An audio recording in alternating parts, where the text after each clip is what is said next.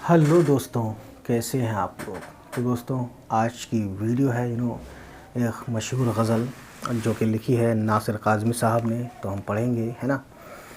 चलिए फिर शुरू करते हैं। ये शब ये ख़यालो ख्वाब तेरे, क्या फूल खुले हैं मुँह अंधेरे। आँखों में छुपाए फिर रहा हूँ, यादों के बुझे हुए सवेरे।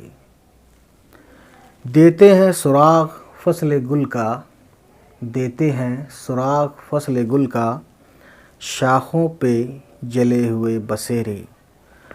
मंजिल न मिली तो कातिलों ने, मंजिल न मिली तो कातिलों ने, रास्ते में जमा लिए हैं डेरे। रुदादे सफ़र ना छेड़ नासिर, फिर अश्क ना थम सकेंगे मेरे।